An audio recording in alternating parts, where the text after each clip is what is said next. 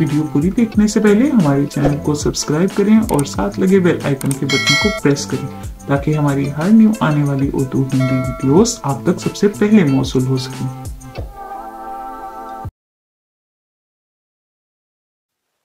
हातिम ताई और मेहमान नवाजी।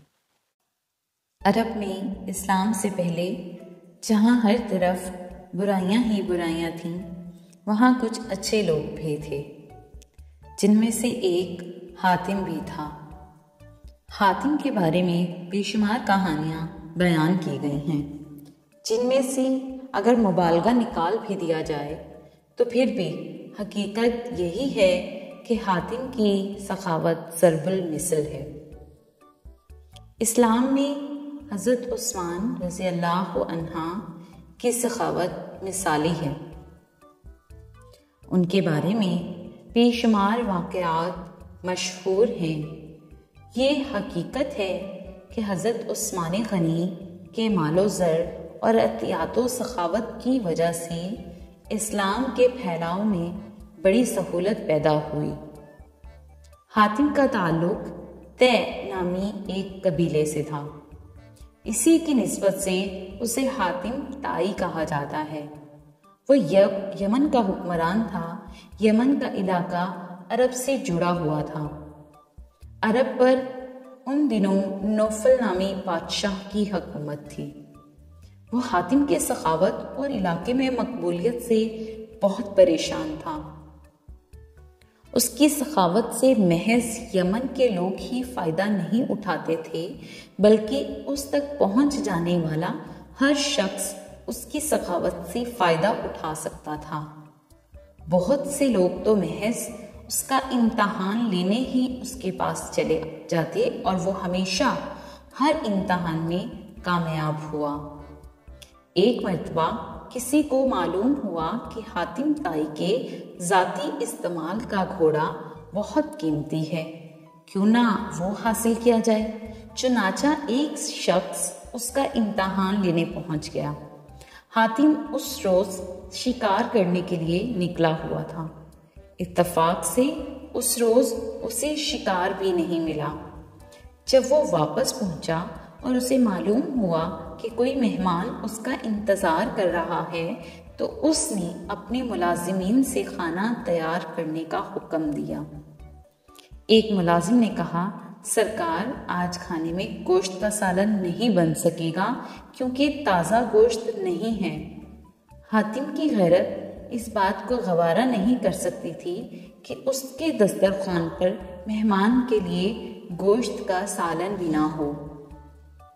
उसने कहा, आज हमारा महबूब घोड़ा ही ज़िबह करके पका लिया जाए।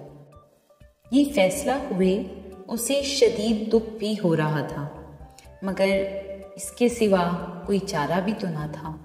खाना तैयार हुआ। हातिम ने अपने मेहमान की तवाज़ुन में कोई कसर ना छोड़ी थी। मेहमान भी बहुत खुश था। सुबह जब मेहमान के जाने का वक्त हुआ तो मेहमान ने रुखसत होने से कबल उसकी मेहमान नवाजी का शुक्रिया अदा करते हुए कहा कि उसने हातिम की सखावत की बड़ी शोहरत सुनी है। अगर वो अपना पसंदीदा घोड़ा भी उसे अनायत कर दे तो बड़ी बात हो गई। हातिम उसकी ये बात सुनकर कुछ अफसरदा हुआ, मगर फिर कहने लगा, मेरे मुअज़्ज़िज़ मेहमान, ये फरमाइश अगर आप गुज़िश्ता साल से पहले ही कर देते तो उसकी तामीर ज़रूर करता, मगर अब ये मुमकिन नहीं है क्योंकि मेरा पसंदीदा घोड़ा अब आपके पेट में पहुंच चुका है। उसके साथ ही उसने सारी मजबूरी बताई और उसे अशरफियों से भरी थैली नजराना के तौर पर दी कि इस दौलत से वो उस घोड़े से भी कीमती घोड़ा खरीद सकेगा। मेहमान हातिम की सखावत का गर्विदा होने के साथ साथ पशेमान भी था कि उसकी वजह से एक कीमती घोड़ा ज़िबाह हो गया।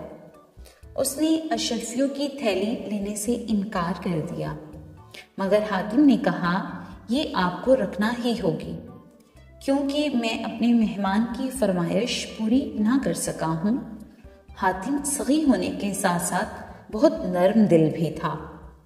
اس روز اسے اس بات کا ملال ہو رہا تھا کہ وہ اپنے مہمان کی خواہش پوری کرنے میں ناکام رہا ہے، جبکہ مہمان اس کی نرم دلی اور سخاوت کی گن گاتا ہوا اپنے گھر چلا گیا۔ ادھر عرب کا نوفل بادشاہ سوچ رہا تھا کہ اگر حاتم کی سخاوت اور مقبولیت اسی طرح بڑھتی رہی تو پھر اس کی ہی طرف جائیں گے، کوئی اس کی طرف نہ آئے گا۔ اس نے ایک بہادر اور طاقتور سپاہی سے کہا کہ وہ حاتم کو قتل کر دے، اس کے عوض اسے بھاری انعام ملے گا۔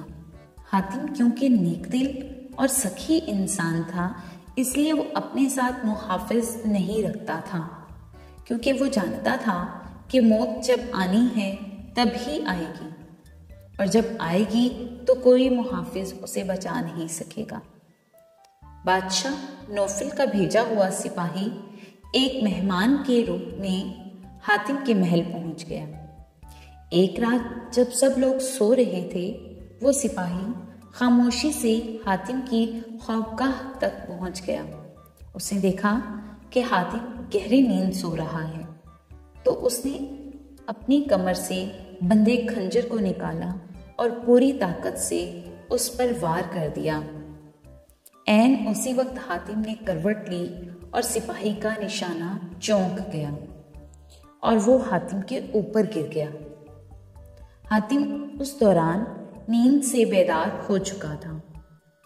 اس نے اپنے مہمان سپاہی کو قابو کر لیا اور اس سے پوچھا کہ اس نے ایسا کیوں کیا ہے، کیا اس کی مہمان نوازی میں کوئی کمی رہ گئی تھی؟